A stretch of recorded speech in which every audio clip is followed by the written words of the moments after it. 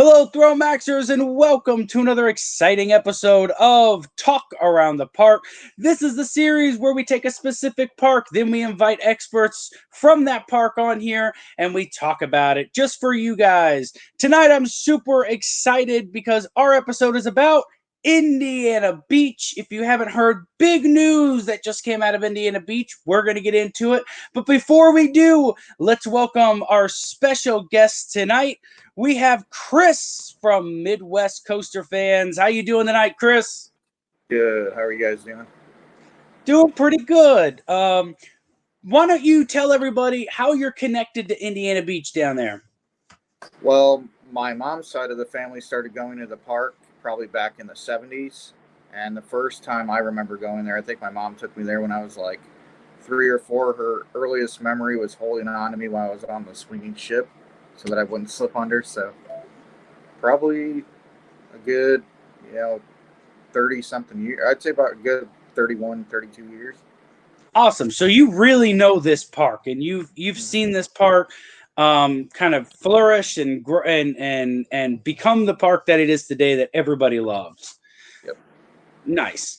And tell everybody, recently, if people don't know, the former owners of the park were called Apex Group, and the Apex Group said, "Look, we're going to shut down the park. We're going to get out of the amusement park business." And so, for a while, there was a lot of outcry. People really, really, really love this park. And tell everyone, were you a part of that whole movement to save Indiana Beach? Yeah, I was partially involved with it. It was mainly Dustin's idea from our channel. He came across the idea. He says, "I'm going to start up a petition, man. This is bothering me." So I said, "Okay, I mean, it's worth a shot. Usually petitions don't work." And then we were surprised how like fast it blew up. And then he got contacted by all the news and media sites. And then we were surprised at how many people wanted to show up for the rally. So it was kind of cool, but it was kind of surreal because we didn't think that there was that much, outside of like maybe Indiana, Illinois, that much support nationwide, which was kind of cool to see. Yeah, definitely. So I would like to think that you and your supporters helped this happen. What the big news that we got. I really, really, in my heart of hearts, think that organizing these rallies, getting people out there, getting that petition going, if nothing else, it showed the county that they need to give the incentives that they gave. For those of you who don't know, the county gave $3 million in incentives for somebody to come by the park. And a lot of that they stated was the outcry. And also just the impact to the local economy and the local community. And so great job on that. It's rare that we get to talk to someone who helped to save a park. I think that's so cool. And you guys deserve credit. So if you guys want to know more about coasters here in the Midwest, parks in the Midwest, and you guys want to be a part of something super important, make sure to go right here to this link. Go at Midwest Coaster Fans on Facebook, join their group. Fantastic group of people, man. Love them. And so, without further ado, let's jump into this show. The first segment, as always, is what is the park geared towards, the audience that it's geared towards. I will say a disclaimer. This is another park that I have not been to. I was supposed to go this year. And so we're going to rely pretty heavily on Chris tonight to kind of get us through this episode. So what would you say, what kind of audience do you think that Indiana Beach is geared towards? Well, it was originally designed back in 1926, kind of like same things like Cedar Point. So it was designed after Lake Schaefer was made into a lake from the Norway Dam, and basically Tom Spackman Sr.'s father, Earl Spackman. I'm just going into the history, sorry, but Earl Spackman decided that this would be a good spot to add a beach at. So it started off kind of as a place, kind of like most places back in the 1920s, I imagine, where they just hung out. They had a couple like carnival type rides, like merry-go-round rides, maybe like a swing ride, a small little Ferris wheel. But then when the ownership was given over to Tom Spackman Sr. in the 1950s, what happened was he took his idea, because his father didn't have as big of an idea, but he took his idea and created it into what it is now, which is a family park. And that ran from the 1926 to 2008 is when the Spackmans owned it, so a good chunk of change. But I would say it was always geared towards families, and he always made sure that when he was thinking of rides, he wanted to add like good attractions, but he also wanted to make sure kind of that families could also ride the attractions with their kids as well. So kind of like the same idea maybe when you look at like a place like maybe Walt Disney World, but this is kind of thought before that was created. And they kind of kept it going, and I think that's what kind of made people maybe a little upset, is that maybe a little bit of that atmosphere kind of dried up a little bit when you had a couple of different corporations move in there, and it turned from a family ran park into kind of like they were trying to change it into something that it wasn't. But I would say overall it's made for families more than thrill seekers. I would agree. Just based on what I've seen, it looks okay. So if you took like Coney Island, right? It kind of looks like that in terms of the the rides and the midways and all of that. It looks kind of fair-ish, but like a permanent fair with some really great coasters. So it definitely has that homemade feel to it. For me, when I look at the coaster POVs and stuff online, I always think that, like, man, this looks like somebody just built a theme park in their backyard, um, which is really, really, really, really awesome, I think. So I agree. I think that it's built for families. A lot of the attractions and stuff, if you look at them, they definitely scream family. But also in any review I've seen, like Coaster Studios review or anybody's review of Indiana Beach, you always see a lot of families walking through that park. You see moms with their kids and dads, holding everything for the kids to ride rides. You see that in all these park walkthroughs and stuff like that. So I agree. I think that it's family oriented, and that's gonna really play a big part in our next segment, which is the ride lineup. Now, I have this broken down into 3 different sections right now. We could add, if there's something I'm missing, let me know. But I've got it broken down into coasters, flat rides, water rides. And because there's dark rides, may be a stretch to put a whole section in. But why don't you talk about the coasters? I believe they've got 5 coasters from what I count. I believe. If I'm missing one, let me know. But why don't you run down the coasters? Because they've got 3 wooden coasters, 2 steel coasters from what I can see. And why don't you run through those? Okay, I'll start off on the south section of the park. Lost Coaster Superstition Mountain, which was added in 2002. It was actually Tom Spackman Sr.'s idea to change what was then again, and if you haven't got a chance to check out the video, but there's old history, 1978, it was called Superstition Mountain. So they took this old idea of like Superstition Mountain, which was like this electrified, basically, you go through the mountain, they have cheesy little special effects because, it's a small park. Well, in 2000, and I'd say between 2000 and 2001, after Cornball Express was built, Tom Spackman Sr., since they had so many issues with it, decided that he was going to basically he wanted to tear it apart and create either an extreme ride or create a roller coaster out of it. And as many people know, like back then, CCI wanted to take on every single project. They were kind of like the RMC of, the 1990s and the 2000s. So they took on that project. And the great part about that coaster is that I think it was one of the first coasters in the world to have an elevator lift system. So you get out of the station and you go into an elevator lift. And the funny part about it, when the animatronics are working, there's a little skeleton that talks to you and tells you to watch out for the bear. And a lot of people kind of get scared because you're either facing backwards or forwards. So once you get to the top, it just releases you on the track. And if you're facing forward, it's not as extreme. I definitely recommend that for first timers. Try to ride it forward first, so you know what to kind of expect. But when you ride it backwards, it's just one of the most extreme and unique rides that you'll ever ride, because you don't know what turn's coming, and it each train only sits like 8 people.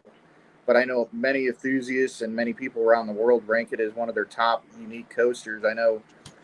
Uh, I think I would probably say it's probably one of the most talked about coasters at Indiana Beach that people talk about, and it's a crazy. It feels like an out of control roller coaster. You feel like it's gonna fall off the tracks because it's got such tight turns. It's insane.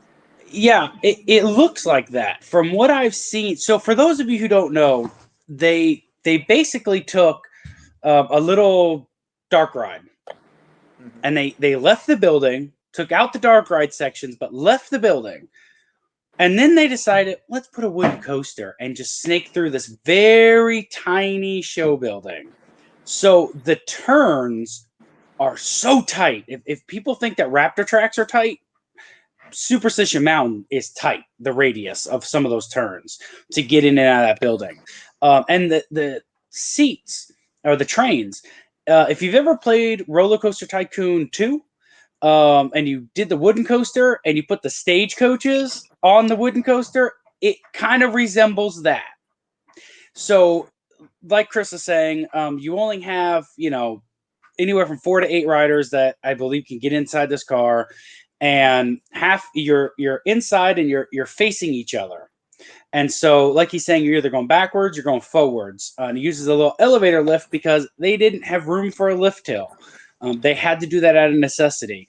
So it's rare because one, the trains. I don't think any other coaster uses those trains. Comment down below if someone else does in the world. They've never seen a POV with those trains. I've never seen a wooden coaster have that tight of turning radius on a track. And then I've never seen a wood coaster with a lift hill, or I'm sorry, with a elevator lift. So that's unique. And to have 3 different wooden coasters and to have that one so iconic because it is so different is awesome. So I can't wait to get on that. But that's not it. They've got 2 more wooden coasters and they got a couple steel coasters. What else we got over there? Okay, so we'll get into the twins, as I call them. So you have the Hoosier Hurricane, built in 1994 by CCI. Another, like, because many people have been to Indiana Beach know that there was no space to put a coaster basically, and just like his father, Tom Spackman Sr. Tom Spackman Sr.'s idea was, let's build it on the water. So CCI and Indiana Beach, I believe it was a bunch of local construction people. I'm not sure on the exact history because obviously I was too young to see it being built.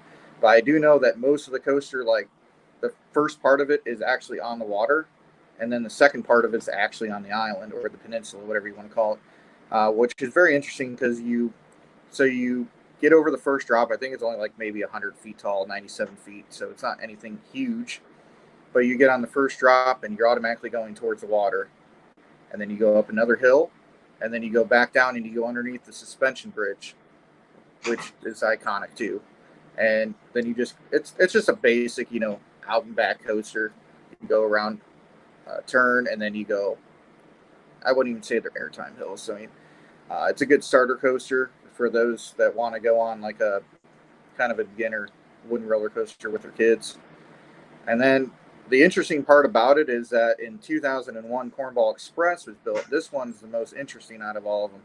There was no space to build any roller coaster, and somehow they're able to cram this roller coaster, which, in my opinion, is one of the best airtime coasters in the United States. But they were able to cram it in such a tight space, and it has like a 45-degree angle drop on it. But part of the actual coaster utilizes Hoosier Hurricane's actual support system, because they couldn't build the whole coaster. They couldn't build its own support system. So, like, part of the ride is actually inside the Hoosier Hurricane, which is cool because when you're going up the lift hill, sometimes you could see the Hoosier Hurricane have a car go up their lift hill. It's kind of unique in itself. But on that coaster, what gives it so much I would say it's floater airtime more than ejector airtime, but you do get ejected out of your seat as well.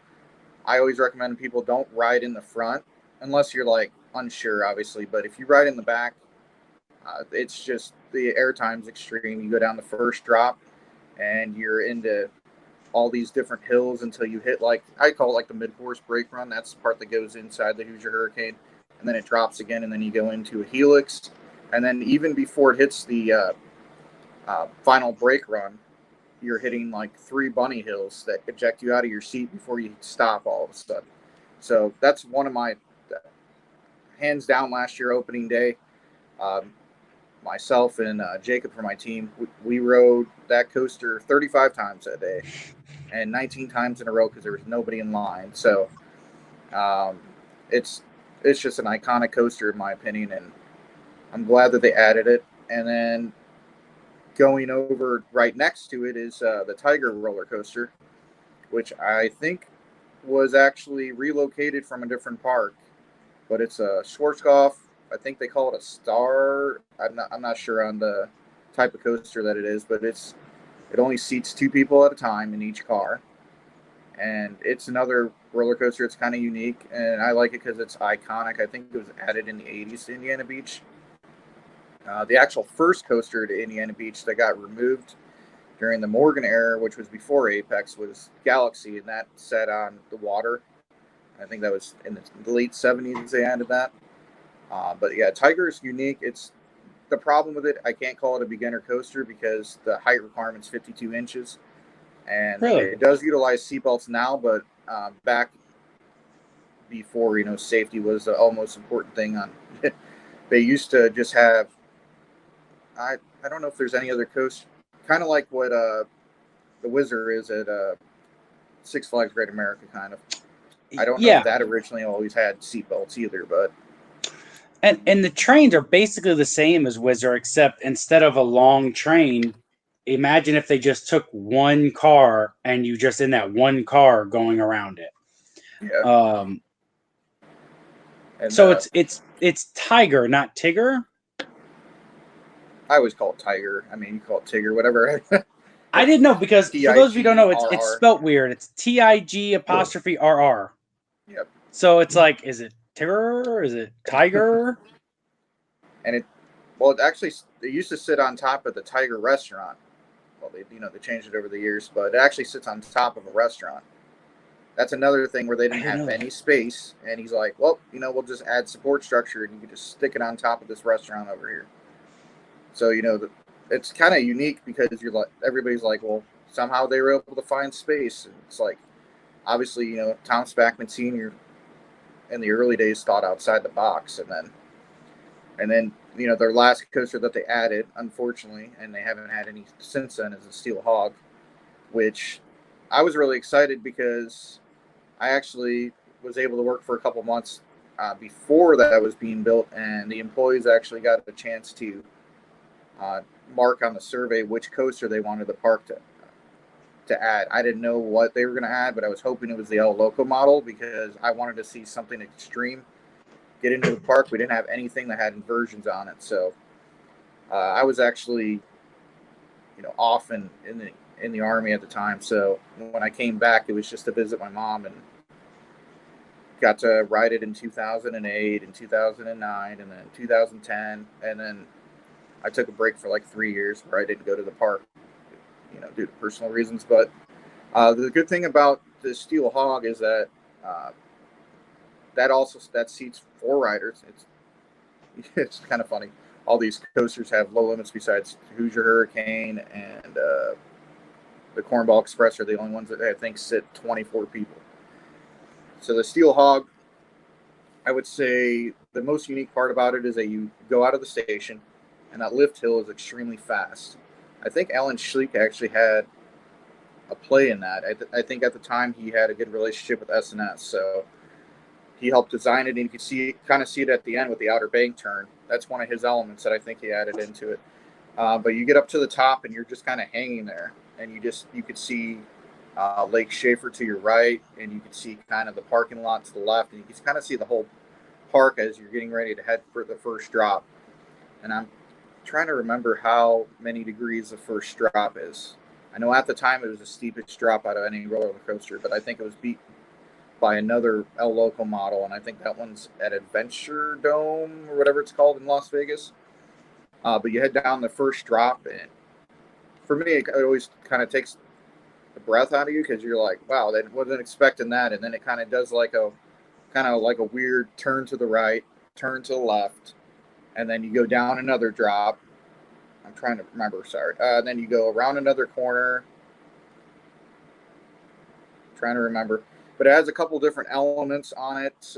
You hit eventually you hit like a 0G roll where you're literally hanging upside down for a second. Then you go back into the track, obviously. And that's when it does I think that's when it does the, I'm trying to remember. It eventually goes into a corkscrew, and then it goes to the Outer Bank turn and then back in. But for many people that have seen the POV, you can see what I'm talking about.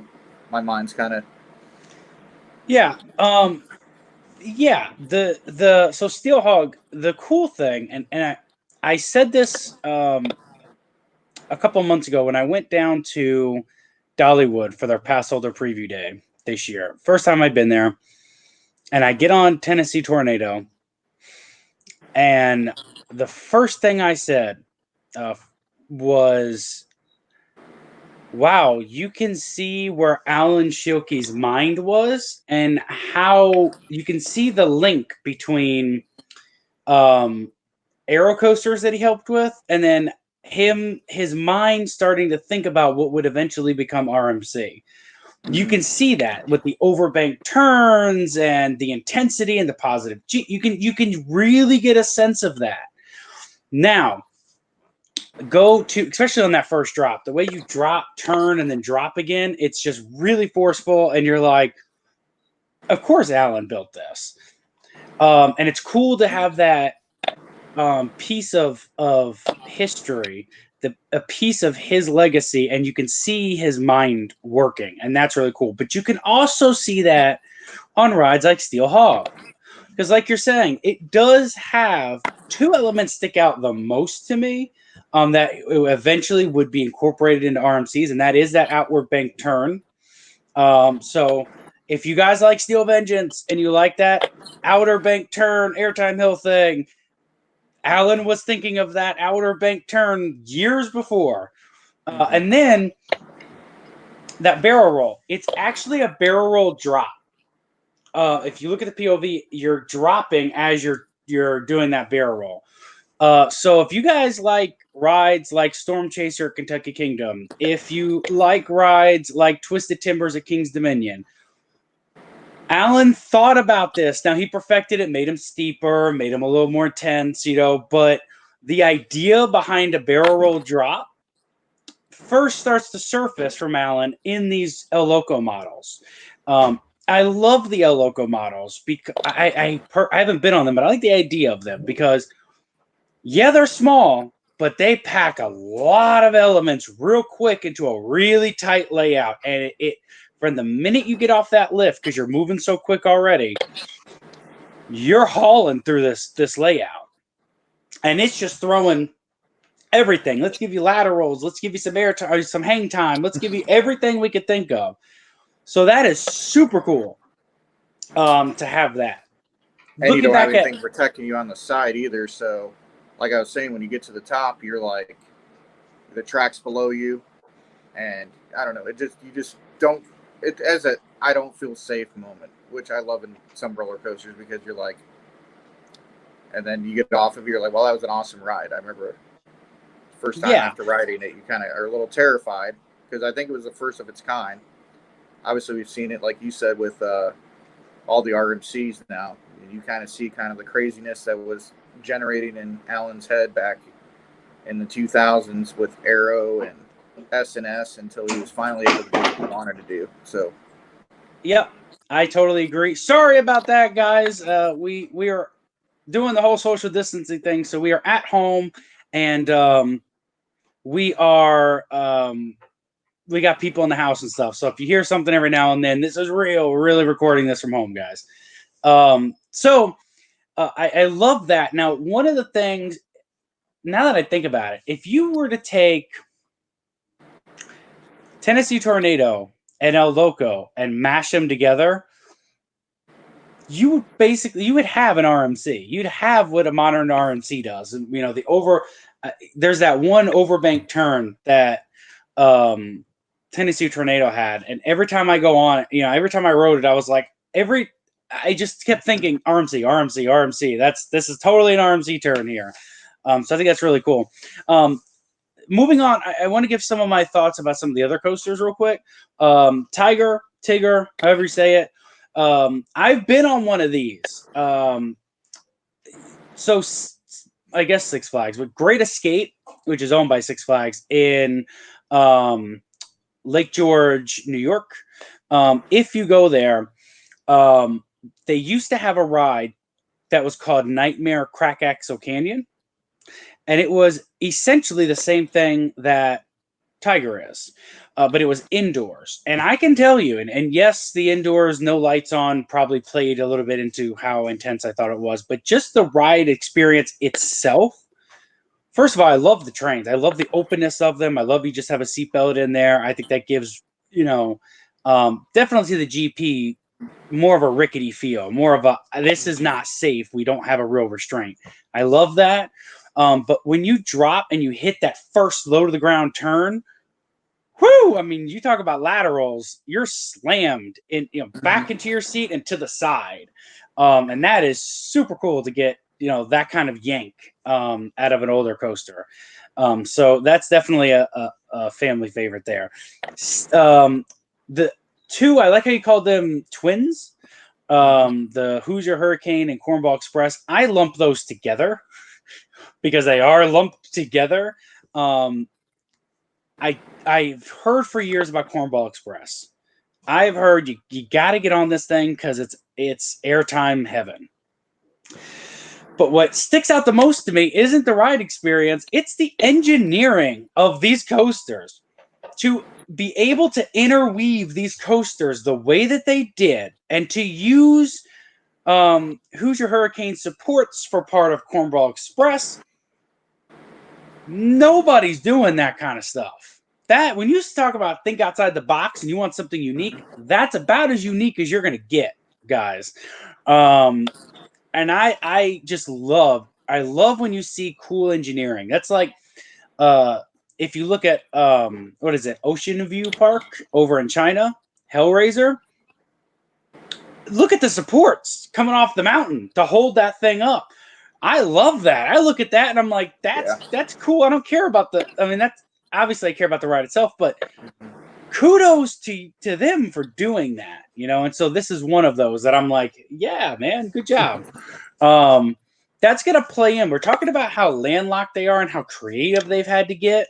That's really gonna play when we get to another segment. But moving on from coasters, there's more to do at Indiana Beach than just ride these really cool, really unique coasters.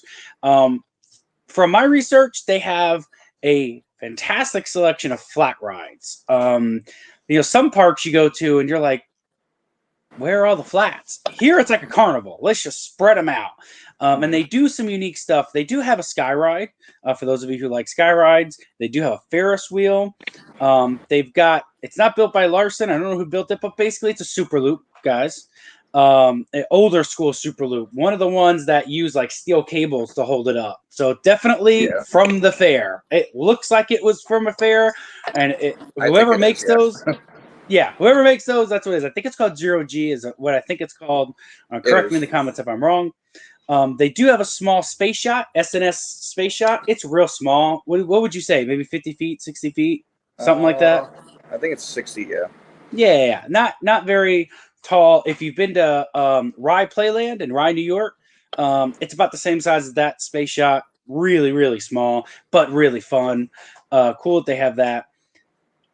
Hands down, and correct me if I'm wrong, I want you to talk about this. Hands down, the coolest looking flat ride is the most simple and basic flat ride.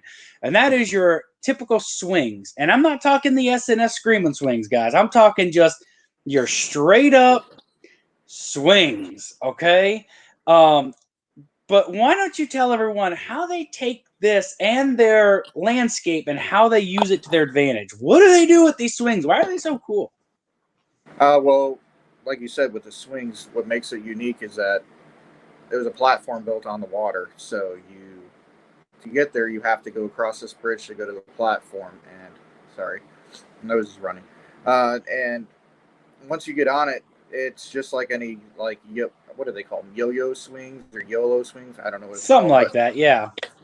but you get on there. So as soon as it gets up there, it's taking you like at an angle over the water.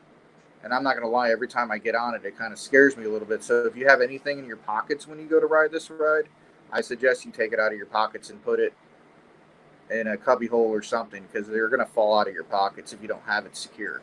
And what makes it unique is many points of the ride, you're just over the water, which makes a lot of those flat rides, like you said, unique over there. You used to have, in between there, you used to have a bumper boats ride on Lake Schaefer, but they removed it over the years. I think Oh, it cool. was just the maintenance and everything.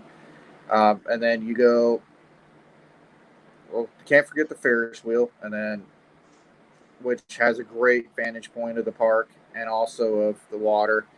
And then they added bumper boats in 2015, whatever first year Apex took over the park. They switched what used to be a battle boat uh, kind of like game where people would shoot balls at these battle boats, but I think it was from Germany or something like that. They had so many issues with it, they finally just decided to remove it. Now it's bumper boats, and they're powered by electricity, and they're not gas powered anymore. And then you go across the way. I'm trying to go down, so if you're looking at the map or if you've been there before, I'm starting from the south end and kind of working my way up. And then the next one up would be Scrambler, which is on the right side. I can't talk. Scrambler's unique because unlike some of the newer models that are all controlled by a computer, this one's operator controlled. So it starts off kind of slow. I remember back in the day they never did that, but I guess now because it's so old, they have to kind of start it off slow to work it up to that extreme mode. And you can kind of see the difference. It's kind of like, that's what I like about Six Flags Great America, is because their flat rides are kind of out of control too. But this Scrambler is really fast, so you feel like you're getting a good ride experience and a good length of time. And the ride operator controls all of it. When they see fit to slow it back down and bring it back in, that's when they quit doing that. Then you have Paratrooper, which is right next to it, which is, I used to call it umbrellas. I got corrected one time when I was calling it umbrellas. But I remember riding that young and being terrified, kind of like the swings, because it does that whole over the water thing. It kind of terrifies you a little bit. Yeah, and those look like, for those of you who don't know, that kind of, think of an Enterprise, the way the Enterprise looks with it spinning like that, except Yeah. you don't go as steep, you don't go upside down, and the cars are basically skyride cars that have a hard shell umbrella on top. Super cool. You don't see those at a lot of parks anymore, so it's really cool to have that. And then, what are we, okay, then you have the Antique Autos, which I like that one because it goes over the water and you kind of get a view of Lost Coast or Superstition Mountain as it goes over top of it, or Hoosier Hurricane. And you can kind of hear the Cornball Express. Obviously, Cornball Express is a little bit away from there. And hopefully they add new cars on there. We'll talk about that improvement thing coming up. But then you're going to go to the Swinging Ship, which is just kind of like a mini pirate ship. It's mainly for young people, but I always liked swinging ships since I was young. So it's a good beginner ride for if you have youngins. I think 36 inches is a height requirement for it. And then I know we're not really getting into dark rides, but one of the best walkthrough attractions you'll ever go inside is right next to that, which is Frankenstein's Castle. Yeah. And that's open year round? It's only open. Well, they recently opened it for the Halloween season. They changed it to a haunted house, which I'm glad, because I was talking about that for years. Like, that would be perfect to add and change into a haunted house. But I think it's like I don't. It used to be $5 when SPAC. I think it was like $3 last season. It wasn't anything expensive, but it's unique because it's built in the mine, like I said before, of Tom Spackman Sr. What happened was is their old one burnt down. I think probably in the 70s, or no, it had to be in the 80s or something. But he rebuilt it and then designed it the way he wanted to. And I think it's ranked like number 2 in the world for walkthrough attractions. So I highly recommend doing it if you ever get a chance when you go down to Indiana Beach. And then if we swing back onto the boardwalk, we're going to hit Den of the Lost Thieves. And Den of the Lost Thieves used to be called Mystery Mansion, which was a creepy, dark ride. Like, it was completely dark in there. And then they contacted Sally Rides in the late 90s to redo it, and now it's a shooting pirate ride, which is kind of the theme that Indiana Beach had in the 90s to today, is the pirate theme. There used to be a ski show actually on the boardwalk in between the Scrambler and the swing ride. Oh, cool. And for a couple of years, they used the pirate theme kind of as a thing. I wish they would bring that back, but we're not talking about it now. So, and then we go over... trying to think. We're not going to kiddie rides, obviously. The kiddie ride lineup's the same as every other park. They have a little miniature train ride that you can take.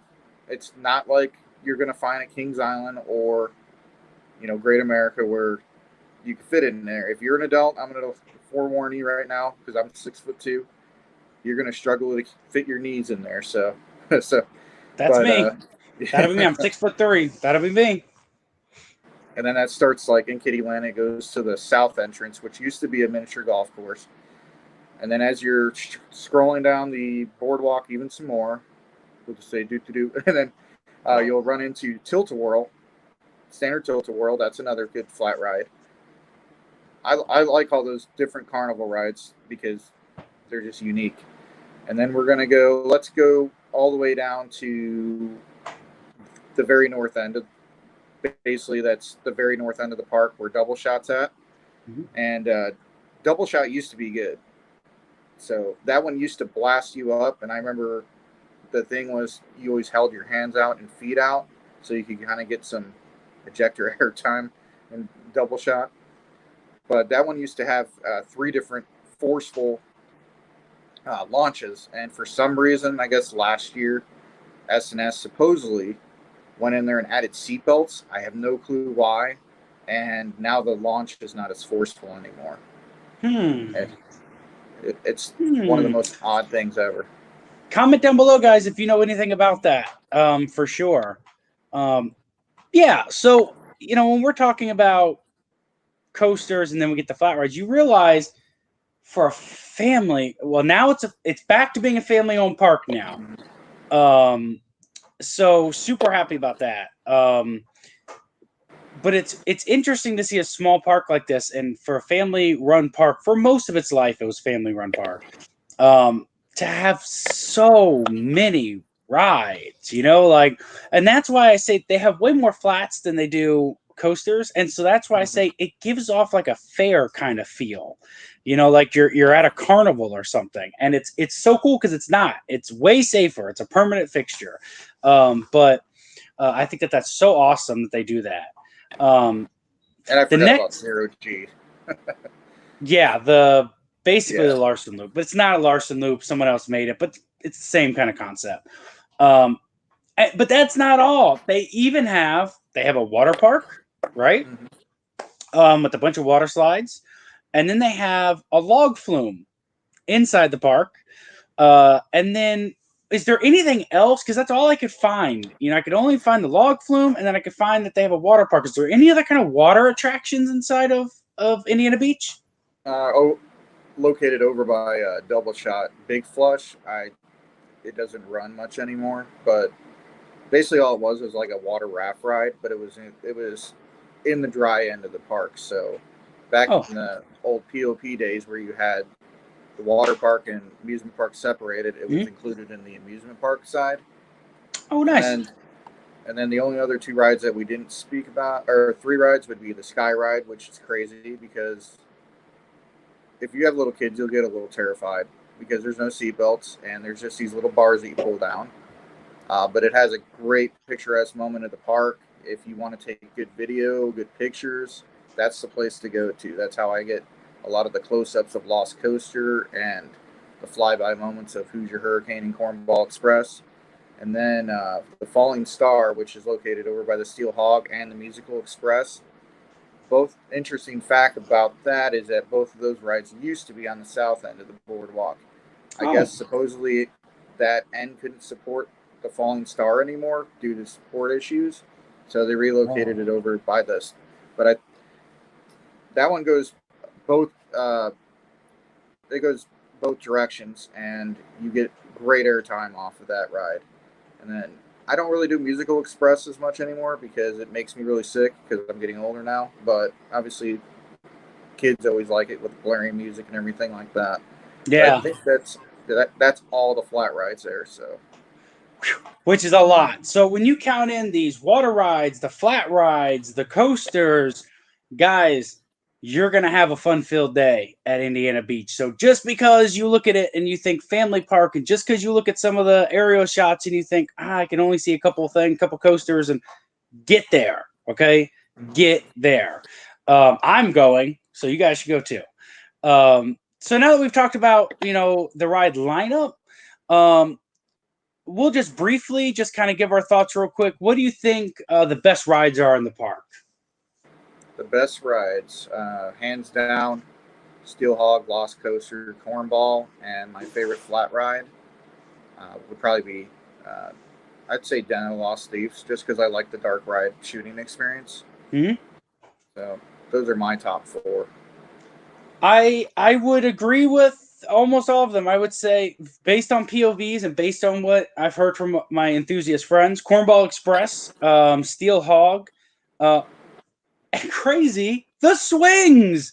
They say you have to go on these little swings. They are just so awesome. And then, of course, the walkthrough attraction, the haunted house. That is just Frankenstein's castle. That is so cool. So I think that those are the best rides in the park. So if you get there, make sure you get on those, guys. So what do you think the park needs in terms of additions? And this doesn't have to be just rides. It could be just whatever you feel. But what does the park need, do you think? Well, since the water park hasn't been updated since probably the early 90s, I would say update the water park first and add a kiddie coaster over in the kiddie section because I feel like you have to have a kiddie coaster in a kiddie section. That's what I feel like they're missing the most. As in terms, maybe more space. Maybe they could finally buy up a little more land around it. I know the Spackmans back in the day were trying to buy up a couple of those resorts, but they refused to sell because they were making too much money. Well, now there's like 2 up for sale, and then there's another resort up for sale down the road. But the 2 that are up for sale would add double the space on the north end that they have now. So that would be perfect prime real estate. I think I'm wild. I know people are going to think I'm crazy, but I think a Wild Mouse coaster would be great in the same location that Galaxy used to be at, just because it's right over the water, and I think it'd have a nostalgic feeling on it. Yeah. And so that's I'll throw this up real quick, but we're going to talk in just a second about what the next coaster to be installed is. So are you saying Wild Mouse? I think so. Okay. I think that would be a perfect fit.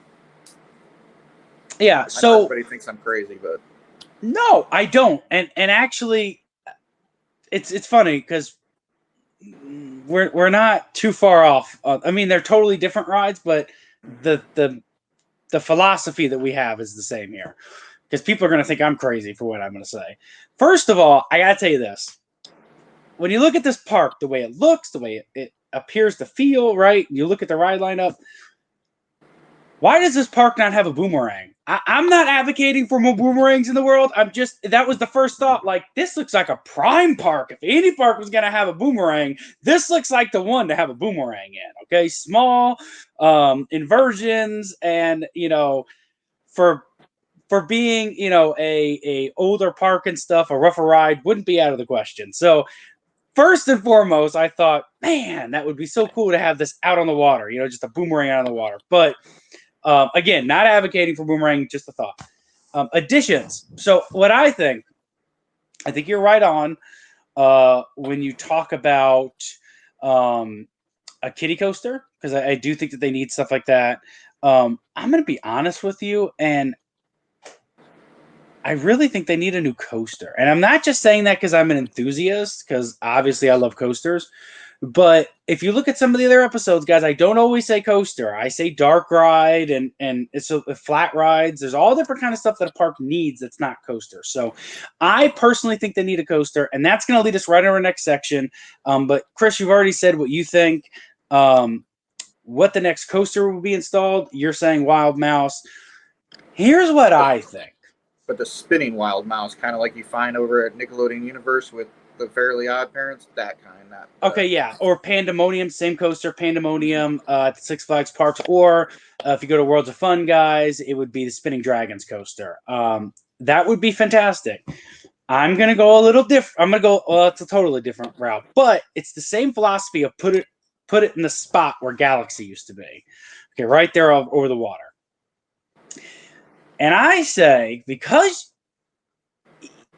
you need a steel coaster, first of all, you need Steel Hog is just, it's smooth from what I hear, and it's one of those coasters that, compared to everything else, it's one of the smoother coasters in the park. So you need something smooth. I think you need a steel coaster, and I think you need something with inversions.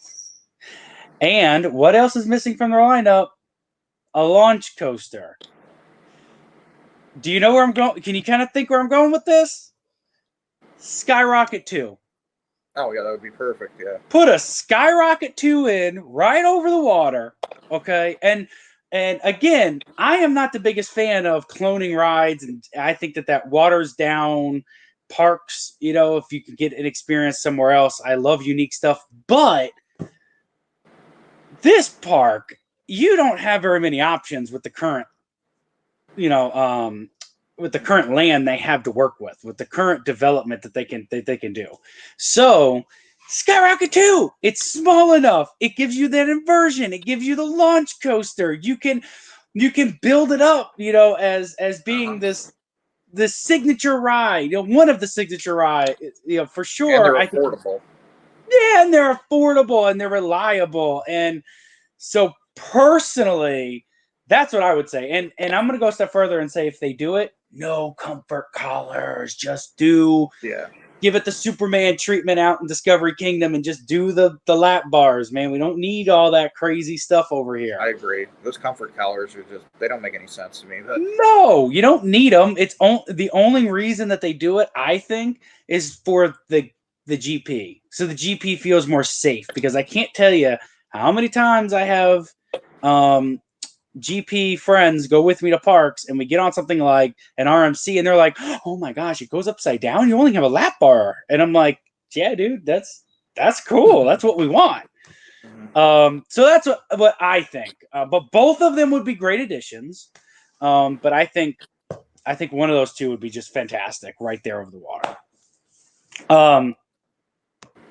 Our next section, and I know nothing about this, so I am going to shut up and let Chris talk here for a second. And that is the food. You've been there, I haven't, so I don't know anything that they've got. Talk about it. Do they have anything special? Is there anything that stands out? Is there anything, when I go to Indiana Beach, what do I have to try? Well, the signature Prono Pup, which is located on the north end of the park. Everybody knows where that's at. Definitely get yourself a foot-long corn dog over there. Place has been there forever, been owned by the Isleys forever, and I mean, the best elephant ear I've ever had in my life, located right across the way of the elephant ear stand. They got elephant ears? That's awesome. Mm-hmm. That's awesome. That's worth the trip to me right there. Go ahead. Okay, elephant ears. And then, yeah, they're both family owned and operated, so like they're separate from the park, which is great. What Apex kind of did, and I know I'm kind of getting into this, but they kind of pushed another favorite out, which was the taco shop, which were known for their tacos. We're known for their walking taco. I like their burritos over there. But they also used to own, so those are the top foods. Obviously, we don't know what they're going to add this upcoming season. I don't know what's going to be there. Obviously, the standard burger. The pizza was really good there last year. The food, I didn't really have any issues with the food last year, even though they changed it over. Cool. But a huge staple would used to be the water taffy, which they don't sell it anymore, which is disappointing. And the cheese fries, they used to have the Pronto Princess, which was located right next to the dock which is actually the original Schaefer Queen, and Cool. it used to be owned by the same guy who owned Taco Shop, and I just remember that was the place to go when I used to work there, as you went there to get your cheese fries. Now I would suggest you get your cheese fries over at the Pronto Pub, and I don't know why everybody complains about prices over there. For many of you who've been like Cedar Point or Six Flags or any of the bigger parks, you're not going to get a drink, a foot long corn dog, and fries for $8, and you do over there. People complain about it, believe it or not. And they also have like a fried food stand over by the Hoosier Hurricane as you're walking into the north entrance, and they do like deep fried Oreos, Twinkies, things like that. So everything you just said, it proves my point that this has, and again, guys, we're saying has, but with new ownership could come new changes. So we don't know what it's going to be like when it opens this season. But we're going off the past, and we're hoping that some of this is going to stay. A couple things that stood out to me. One, I keep saying it. It feels like a fair. It feels like a carnival. It does, yeah. You're talking about foot long corn dogs and fried Oreos and fair. That's what it's, fair food, which is awesome. I'm always up when I go to the fair. I don't even go for the rides. I'm an enthusiast. I don't even go for the rides. A bulk of my money is spent just walking down the midway, eating food. I eat at every stop. Okay. And then hope and pray I can fit on coasters again. But one thing stood out. Two things. I love that these shops used to be independently owned, like you're saying. That a couple of shops, man, it was third party outside the company. I think that's awesome, man. And for a theme park to let local entrepreneurs and business owners come in and make their money too on the same grounds, awesome. So good job there. Secondly, you said walking taco. If you guys out there don't know what a walking taco is, woo! Fire. Okay. So what a walking taco is you pick a bag of chips, right? I like to get taco fugu. What is it? Fugo. Yeah, Takis. The real spicy ones. Okay. Fuego. I was saying Fugo. Fuego. And you open up the top, and then they put all kinds of toppings inside the bag with your chips, and then you walk around and you eat it, and they call it a walking taco. It sounds, some of you guys are probably looking at the screen like, what is that? It's delicious, though. Yeah. Oh my gosh, it's so delicious. So if you ever get a chance if somebody talks about a walking taco, get it. And Indiana Beach, if you're hearing this right now, keep the walking tacos, man. Like, oh, that's so cool. Okay, awesome, man. I'm really glad. I'm cool. I'm glad that it's not just chicken tenders. You go to so many theme parks and it's chicken tenders, fries, yeah. cheeseburgers. That's it. And you don't get that cool stuff. So that's really awesome that they do that. So moving on from food, something I really am interested to hear about is the park's operations. And we don't have to spend too much time on this segment, but can you just give a general sense to our viewers on how are the dispatches of coasters? Are they strict with rules on this? Are they more laid back? What is the operations like there? Well, it used to be fast, and I don't know what happened over the last like 3 or 4 years, but it was kind of a mix of not being able to bring in locals and kind of bringing in international workers. So I don't know if maybe it was just a training error or something like that, and I'm probably going to get heat on this, but I counted. Sometimes it depended on who was working that night. Now, if it was somebody that was all about being fast, kind of like in most theme parks, then they could usually get a lot of the trains out in 2 minutes. I think the problem with a lot of these places now, especially places like Indiana Beach, even though they have cubby holes, is the general public just has their phones out, they have their drinks in their hand, and I think that takes the longest part of time. But I would say like the roller coasters between 2 to 3 minutes, which for a small park, I guess isn't a huge deal. For a big park, you'd be like crying, like, "All right, hurry up already." Yeah, that's still better than. I hate to say this, but I've been to some parks. I won't mention names. But if Throwmax or Rocco's listening, you know what park I'm talking about last summer. We went to a park. I'll say this. This park is famous for wood coasters and some water park rides. I'll just leave it there. Okay. They were running, and this was like, it was over 100 degrees with the index, so you're dying waiting in line to begin with. The park was running one train ops on most of their stuff, except their big boy of the park. They were running two, but they were running one train ops. The line was taking 30, 45 minutes to go through. If they were running two train ops, you're talking about a 15-minute wait. But the trains, man, they were 5 to 7 minute dispatches. It was gross, their dispatch speed. So, and for those of you who don't know, if you've ever seen some of the POV videos from SeaWorld and stuff that we were allowed to film, the off-ride footage of stuff, I have to wait for the trains to go on the track so that I can film it for you guys. So when you're getting 5 to 7 minute dispatches, to film some of those rides, me and Rocco stood there for an hour, hour and a half just to get just a few shots, a dozen shots or something. And it was like, it was painful. So I appreciate that Indiana Beach seems to be better than that. I appreciate that. And we're going to see what the new management does. We're going to see how, what do they allow you to do? What are they not going to allow you to do? And also, are they going to have more cubbies? Are they going to have a better bin system? We're going to see all this stuff. I'd love to see that. El Toro Ryan, he's been doing these problematic coaster series. So shout out to El Toro Ryan. I love great series, yeah. Great series. But he was talking about Magnum. And he says, back in the day, the block system was set up differently and you had to dispatch trains faster. And he was saying, but you could do that because people didn't have the cell phones. They didn't have, a million.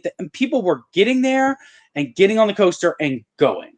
Even in the early 2000s, it was kind of like that. I remember just hopping on coasters and going because you didn't care about a cell phone. They were junk back then. So yeah. And so now, and then, the other thing is that people have become, as a country, we've become more obese. So there's bigger riders, which means there's more times that a ride operator has to sit there and try to get someone on and then have to tell them they have to go. And that just holds up operations. That's happening more and more. So that's why when you talk about operations in this sense and you're saying it's a little bit slower, part of it is that reason. Part of it has nothing to do with the park. It's just the nature of our society now. So I would love to see more parks get creative, like what Canada's Wonderland did with Yukon Striker. They came up with a whole new system of the bins and stuff. I'm not saying Indiana Beach install that, but just get creative. Yeah, get creative, Okay, awesome. So we've talked about the rides, guys. We've talked about the food. We've talked about the operations. We talked about what additions we think should be next. And so we want to round this episode off and kind of end things with our overall thoughts. I will go first, and then I'll let you kind of take us home, Chris. So overall thoughts of the park, charming. That's the word I kept thinking when I was looking at this park and researching it. Charming little park. And I want to go because as an enthusiast, I always go to these big parks. You know, I always go to chain parks, and that's because, let's be honest, they're the ones who put the $30 million coasters in, you know? Mm-hmm. So I'm always going to Six Flags, Cedar Fair, Disney, all these different cool parks. It is really awesome to get outside that. It is really cool to go see something different. It's really cool to go to a park, especially this one that has so many unique rides, so many unique characteristics to it, you know, the food and just everything. And that, as an enthusiast, excites me more than when I go to a big park, because when I go to a big park, I know what I'm going to get. And I'm going to get the same, for the most part, cookie cutter experience at every major park I go to. But when you go to these family parks, totally different. And so I can't wait to get there. I think more people need to, guys, if you were outraged that Indiana Beach was shutting down when Apex was closing it, and you're all of a sudden happy because someone bought it, okay? Which, by the way, do you want to mention the guy who said it? I think his name is Gene, and I the last name slips my mind every time. Gene something. Staples. Staples. Gene Staples. Yeah. You're a swell man, Gene Staples, and thank you for saving this park and for everything you did with this community. But for those of you who were sad that it was shutting down, and then those of you who are super happy that it's opening, get to this park and spend some money. Because if you don't, you're putting it right back in jeopardy of closing again. So help Mr. Staples out. Get to this park. I think, you know, when I think of my overall thoughts, I'm just thinking, I hope it floods. I hope there's days where we got to let 100 people out to let 100 people in. I think people need to get there. If you want to see it grow, if you want to see it expand, and even if you just want to see it open, man, get to this park. Chris, that's my overall thoughts of this park. What are yours? My overall thoughts, obviously, I have a lot of history at the park, such as like many other people do. And the great thing about it is that it's not, like you said, a cookie cutter park.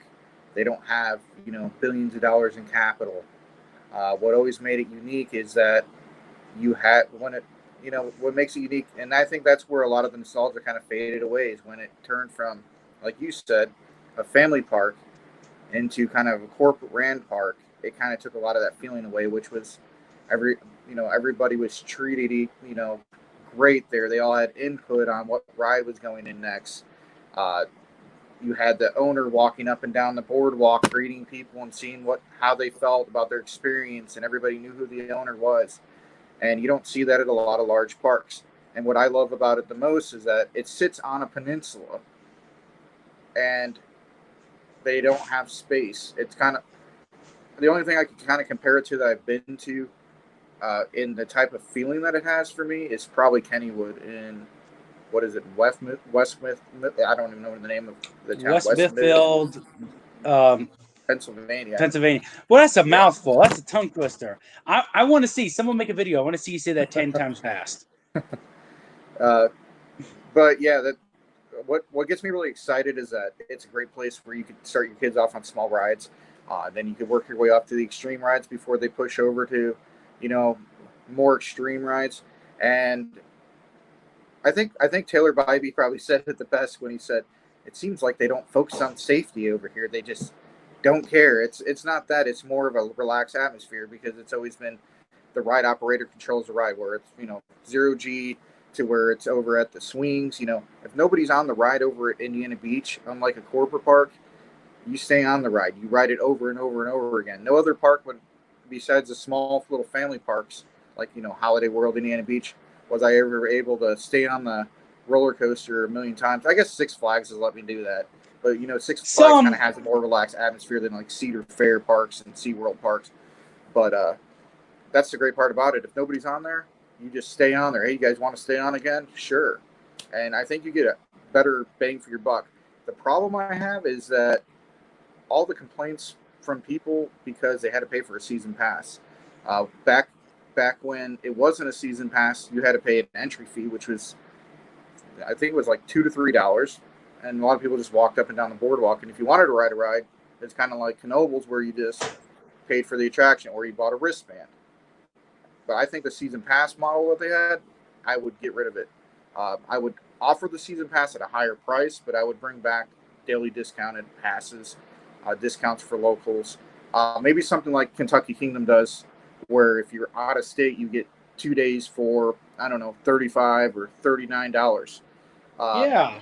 but you have to think outside the box. This is not an all-day park. I'm going to be frank with everybody. If you want to enjoy yourself at Indiana Beach, show up at 5 o'clock at night, stay till 11 o'clock. When the lights turn on, that's when the park comes alive.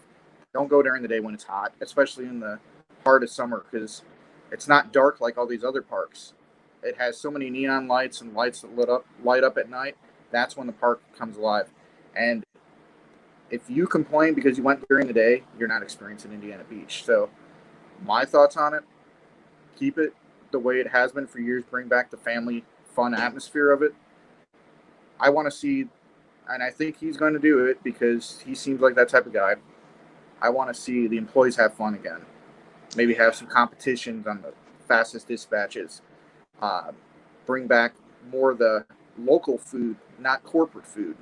Like you said, bring back like the taco shop. Bring back unique stuff from inside, Monticello or White County.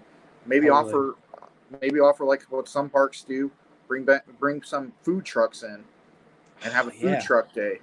But overall, their overall thoughts of the park, it's not going to change for me. When I found out it was closing, I knew it was coming though. Something just told me because it just didn't feel right over the last couple of years. But it would, like I said, the overall thoughts of the park, just like many others. Yeah, I want to see a lot of the old parts of it, kind of like, like I said, like Kennywood has.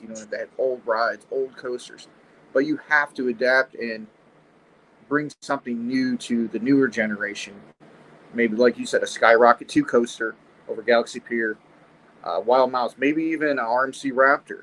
And I think he's going to look into stuff like that because those are affordable options. Obviously, for a park like that, you're probably not going to have a bigger budget than maybe $5 million for a coaster. And then that's going to be the only coaster for like 3 to 5 years, like you said. But there's so many things you could do with a park that sits on a water. There's so many experiences that you could add. It's not landlocked in. But my overall thoughts would probably just be, if you go into Indiana Beach with high expectations, like it's going to be Six Flags or Cedar Park or Cedar Fair or Kings Island, or I don't know, like people say Disney World, but you're going to set your expectations too high. Go in there, just have fun. Just go in there and just walk around. They'll go, oh, well, we got to do this. And I hate people that do that. Just go in and have fun. If you want to enter on the south end across the suspension bridge or the north end, if you just want to ride a couple times on the Sky Ride, whatever you want to do, that's what I like about the park, and I've always liked about the park. It has something for everybody. If you don't want anything extreme, don't do anything extreme. So yeah, and if you got kids, perfect place to take them to. If you got grandma, grandpa, you guys just as a family want to go spend the day, go out there, go have fun. I think this is a great place for families. And it's just great for the community. And like like you said, they need more stuff, but they're not going to get it if we don't get out there. So get out there, buy some food, buy a meal, get a drink. All that stuff counts towards the park, even if I'm sure even if it's a independently third party run shop, I'm sure that they pay rent or something. So keep them in business. It keeps Indiana Beach in business. So you guys get out to this park. I'm so happy that it's a family run park again. With that said, that's going to do it for this episode, guys, of Talk Around the Park. Remember, get out to Indiana Beach. And as always, guys, always take your thrills to the max, because this is Thrill Max.